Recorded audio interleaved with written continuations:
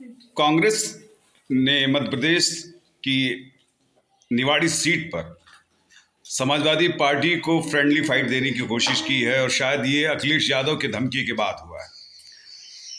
अखिलेश यादव को जब कांग्रेस ने तवज्जो नहीं दी तो उन्होंने सीधे तौर पर कई आरोप कांग्रेस पार्टी पर लगाए। इसके बाद स्थिति बदली। हालांकि समझौते के मूड में राहुल गांधी थे, तमाम से फोन पर बातें हुई, लेकिन जब ये लड़ाई में हालांकि जो सीटें नौ में से 6 सीटें मांग रहे थे, उस 6 सीटों पर एक पर उनका प्रत्याशी जीता हुआ था और 5 सीटें जिन पर उनके प्रत्याशी दूसरी पोजीशन पर थे वो टिकट मांग रहे थे। अब निवाड़ी की जो लड़ाई है वो एकदम एक अलग तरीके की है। रोशनी यादव जो कि पूर्व उत्तर प्रदेश के मुख्यमंत्री रामवृक्ष यादव और मध्य प्रदेश के राज्यपाल रहे रामवृक्ष यादव की प्रपौत्र वधू हैं और उनकी सियासत बीजेपी शुरू हुई थी।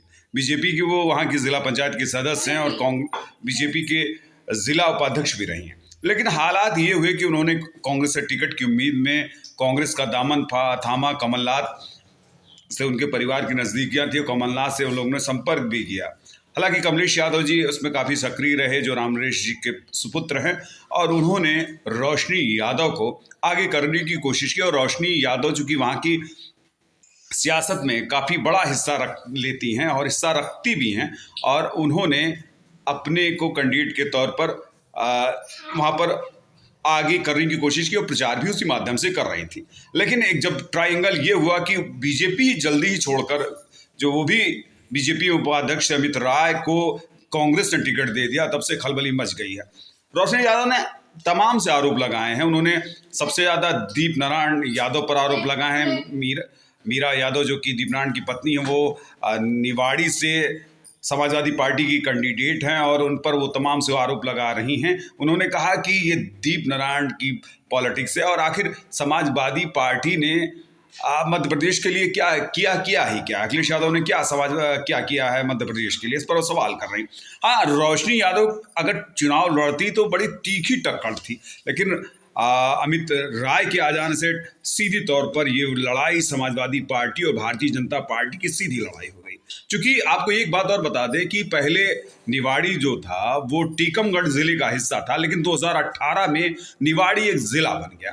और जहां तक निवाड़ी जिले की स्थिति है और निवाड़ी विधानसभा की स्थिति है, वहां पर यादव बाहुलता ज़्यादा है और यादव बहुमूल्य वोट है, वो पूरी जीत हार का रास्ता तय करता है।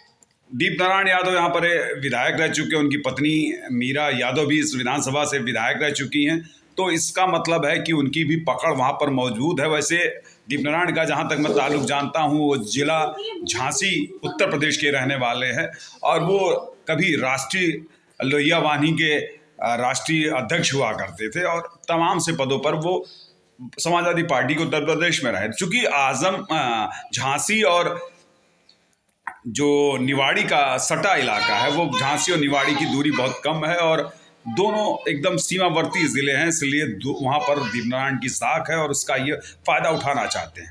आखिर जरा सी दीप नारायण चूँकि बार बार ये चाहते थे कि निवाड़ी विधानसभा में कांग्रेस उनको सपोर्ट करे और अखिलेश भी यही चाहते थे कि निवाड़ी विधानसभा उनकी जिताऊ सीट है और उस पर वो लड़ाना भी दीप नारायण की पत्नी मीरा दीप नारायण को लड़ाना चाहते थे और लड़ा है भी उन्होंने।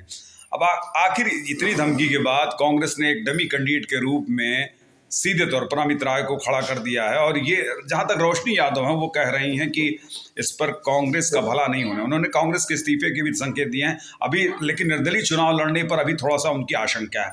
लेकिन रोशनी यादव पॉलिटिकल काफ़ी मजबूत हैं और उन्होंने काफ़ी दौड़ धूप करके वहाँ पर क्षेत्रीय जनता में अपनी आस जगाई हुई थी, लेकिन यादवी रण में वो देखते हैं कि दीप नारायण को परास्त करती हैं या खुद कैंडिडेट बनती हैं या फिर अपने कैंडिडेट अमित राय को सपोर्ट करती हैं। लेकिन यादव गणित यहाँ पर चलेगा पूरी तरह से निवाड़ी में और निवाड़ी विधानसभा तय करेगी मध्य प्रदेश की राजनीति को।